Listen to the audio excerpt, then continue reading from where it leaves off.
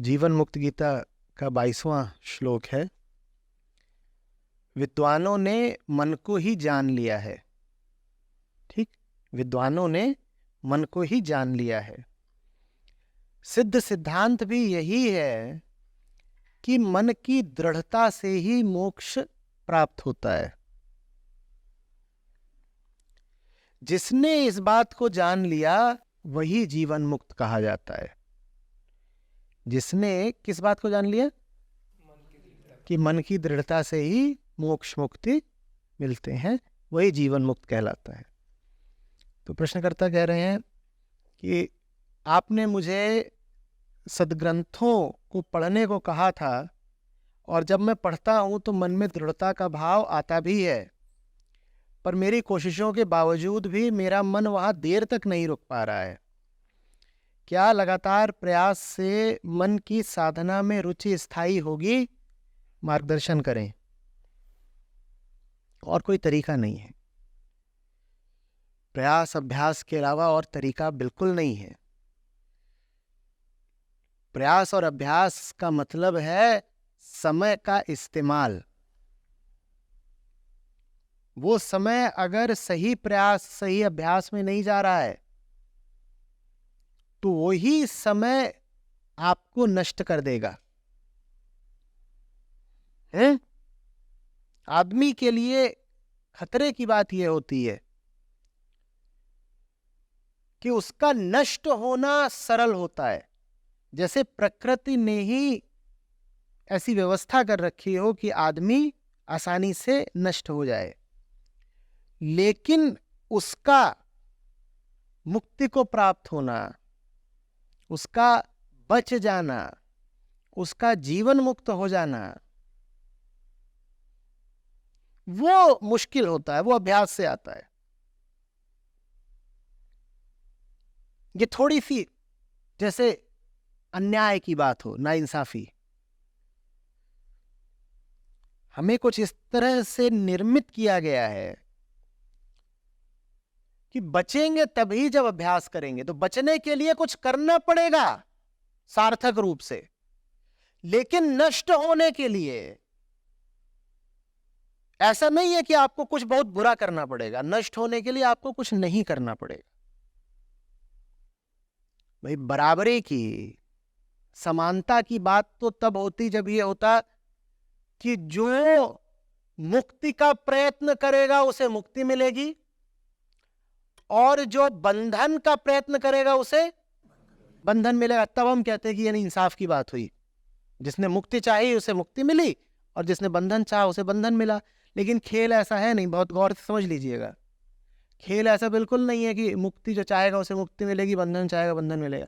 खेल ऐसा है कि जो मुक्ति चाहेगा उसे पता नहीं मुक्ति मिलेगी कि नहीं मिलेगी। हो सकता है मिल भी जाए, हो सकता है न भी मिले। लेकिन बंधन पाने के लिए बंधन चाहने नहीं होते। बंधन पाने के लिए इतना ही काफी है कि तुम मुक्ति न चाहो। बंधन पाने के लिए विशेष रूप से बंधन नहीं चाहने होते। बंधन तो आपको अनिवार्य रूप से मिले ही हुए हैं। बंधनों में तो हम पैदा हुए हैं। बंधन चाहने नहीं होते। बंधनों के साथ हम जन्म लेते हैं, बंधे तो हम हैं ही। मुक्ति कमानी पड़ती है, बंधन कमाने नहीं पड़ते। बंधन तो प्रकृति है हमारी। ये अंतर समझ पा रहे हैं? अंतर समझ में आ रहा है साफ साफ कि नहीं? मुक्ति पानी होती है, बंधन पहले से मिले होते हैं। मुक्ति कमानी पड़ती है, अर्जित करनी पड़ती है, प्रयास अभ्यास अभी बात कर रहे थे ना। और बंधन कमाने नहीं पड़ते। तुम कुछ मत करो, बंधन तो मिले हुए हैं। लेकिन तुम कुछ मत करो तो मुक्ति नहीं मिली हुई है। बंधन तो मिले हुए, मजे मिले हुए, मुफ्त मिले हुए। पैदा हुए हो बंधन के साथ एक मुफ्त। बच्चा आया है, अरे बहन जी बंधन तो लेते जाइए, वो साथ में आया है। बहन जी भी होशियार, बोली साथ ले आने की जरूरत ही नहीं, बंधन तो इसके अंदर मौजूद है, बाहर से क्या साथ में ले जाएं। ये जो बच्चा पैदा हुआ है, बंधन तो इसके अंदर मौजूद है, इसके खून में बह रहे हैं बंधन। समझ में आ रही है बात? तो अभ्यास प्रयास के अलावा कोई रास्ता नहीं है। और ये भी कुछ निश्चित नहीं कहा जा सकता कि जितने लोग प्रयास करेंगे सबको मुक्ति मिल ही जाएगी। बड़ी नाइंसाफी है। तो लोग मुक्ति की दिशा में प्रेरित रहे, इसके लिए भारत में एक कहानी चलाई गई। वो कहानी ये थी कि बेटा तुम कोशिश करते रहो, मुक्ति की कोशिश करोगे तो इस जन्म में नहीं तो आने वाले 8वें 10वें जन्म में मुक्ति मिल जाएगी। क्योंकि बात ही ऐसी है, तुम मुक्ति नहीं चाहो तो निश्चित है कि मुक्ति नहीं मिलेगी, पर तुम मुक्ति चाहो तो निश्चित नहीं है कि मुक्ति मिल ही जाएगी। तो ऐसे में तो आदमी हतोत्साहित हो जाएगा ना। तो तुम बिल्कुल ही निराश ना हो जाओ, इसके लिए कहा गया कि लगे रहो लगे रहो। जिनको मुक्ति मिलती है ना, उनके पिछले 10-20 जन्मों में उन्होंने जो मुक्ति की साधना की होती है उसके बाद मिलती है उन्हें मुक्ति। तो ठीक है, चलो फिर कोशिश करते हैं। मैं क्यों कह रहा हूं कि जो लोग मुक्ति के प्रार्थी होते हैं आवश्यक नहीं कि उन्हें मुक्ति मिल ही जाए, क्योंकि देखो बात गणित की है। बंधनों में एक जोर है, बंधनों में एक जोर है।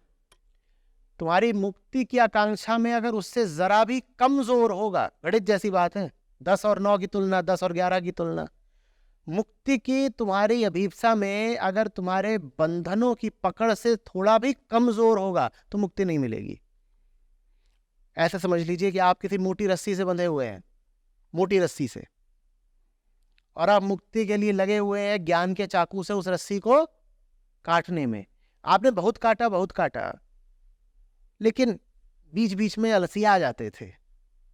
तो वो जो रस्सी थी जो इतनी मोटी थी, बिल्कुल इतनी मोटी, वो इतना बच गई कटने से, इतना 90% आपने वो रस्सी काट दी, बस 10% बच गई कटने से।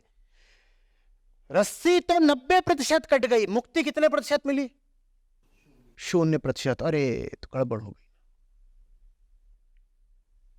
बात जो है अनुपातिक नहीं है, आपके प्रयासों के अनुपात में नहीं मिल रही है ना मुक्ति। प्रोपोर्शनल नहीं है मामला, यहां बाइनरी है। कुछ समझ में आ रही है बात? रस्सी अगर 10% भी बच गई है कटने से तो मुक्ति तो 0 ही मिली है ना। पहले भी बंधन में थे, अभी भी बंधन में हो। रस्सी अगर 1% भी बच गई कटने से तो 99% श्रम करने के बाद भी हाथ क्या आया? बच्चों की भाषा में कहे तो ठेंगा। कोशिश कितनी की? जान लगा दी पूरी। रस्सी 99% काट डाली, आजादी कितनी मिली? जरा भी नहीं, बल्कि पिटाई और मिली। जैसे जेल का कोई कैदी सलाखों को 99% काट डाले फिर पकड़ा जाए, अब क्या होगा उसके साथ? बहुत मारा जाएगा। दोनों तरफ से हालत खराब होगी उसकी। एक तो बड़ी मेहनत करी, बड़ी मेहनत की, बड़ी ऊर्जा लगाई, पसीना बहा दिया, खून बहा दिया, सलाखें कितनी काट डाली? 99%। तो एक तो यहां पर उसने अपनी दुर्गति कराई और उसके बाद पूरा नहीं काट पाया तो फंसा भी रहा, पिटा भी। ऐसी उस साधक की दशा होती है जो अपनी साधना में तन मन धन सब नहीं समर्पित कर देता। तो इसीलिए हल्के लोगों का काम नहीं है आध्यात्मिक साधना, ये उन्हीं का काम है जो सर्वस्व स्वाहा करने को तैयार हो। नहीं तो बस निराशा मिलेगी, शिकायत करते रह जाओ, कहोगे अरे नहीं हमने भी बड़े ग्रंथ पढ़े और वो जाया करते थे हम भी शिविरों में, और वो तात्कालिक तौर पर तो कुछ लाभ हुआ लेकिन कुछ ज्यादा हुआ नहीं, पीटे गए। मेहनत तो लगी और साथ में पिटाई भी पड़ी। तो ऐसे ही ये खेल ही ऐसा है, इस खेल के नियम ही ऐसे हैं। अब चाहो तो शिकायत कर लो, शिकायत तुम कितनी कर लो, खेल के नियम बदल जाएंगे क्या? खेल के नियम आज तक किसी खिलाड़ी के लिए बदले हैं? तो खेल के नियम तो वही रहेंगे। शिकायत करने से भाई कोई फायदा नहीं। शिकायत करनी है तो तुम इस खेल में उतरे ही क्यों, माने पैदा ही क्यों हुए? जो पैदा हो गया है वो इस खेल में आ गया है और उसे इसी नियमों, इन्हीं नियमों के अंतर्गत खेलना होगा। नियम यही है, नियमों को पहचान लो अच्छे से, भले लगे बुरे लगे, नियम यही है। तो या तो तुम रस्सी काटने की कोशिश मत करो, और अगर कोशिश करो तो जान लगा दो, एकदम जान लगा दो। हैं? अभी क्रिकेटर यहां बैठे हैं ना, क्या बोलते हैं कि बिल्कुल ऑफ स्टंप के बाहर है गेंद, छठे सातवें स्टंप पर है, तो या तो उसको छेड़ो मत,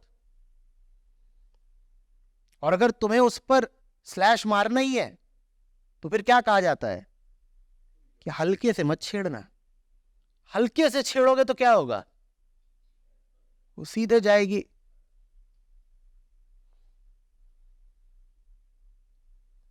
फिर पूरी जान लगा करके उसको छेड़ो, नहीं तो छोड़ो। वैसे ही मुक्ति वाली बात है, आराम से दुनियादारी में लगे रहो, संसार क्या बुरा है, गृहस्थी चलाओ। और अगर अध्यात्म की दिशा जा रहे हो तो आधे अधूरे मत जाना, बड़ा बुरा हाल होगा। है?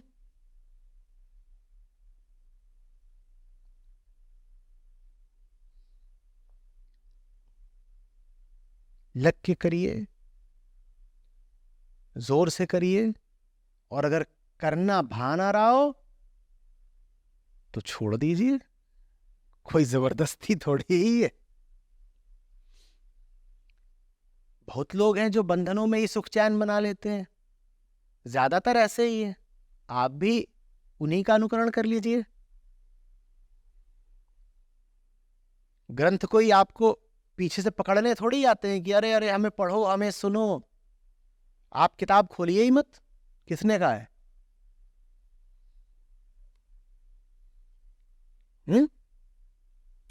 किताब ये तो कहती ही नहीं कि आवश्यक है हमें पढ़ना। किताब का रवैया तो उल्टा है। किताब को आप पढ़ने भी आए तो किताब कहती है कि देखो भाई, हमें बहुत सावधानी से समझ बूझ के पढ़ना, अंत तक जाने का इरादा हो तो ही हमें पढ़ना शुरू करना। अंत तक जा पाने की पात्रता हो तो ही हमें पढ़ना शुरू करना, नहीं तो हमें तुम पढ़ोगे तुम्हारा नुकसान हो जाएगा।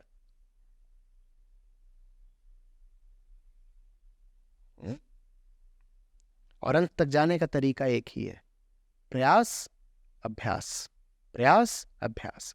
जो नहीं हो रहा हो उसका प्रयास करिए, जो होने लग गया हो उसका अभ्यास करिए।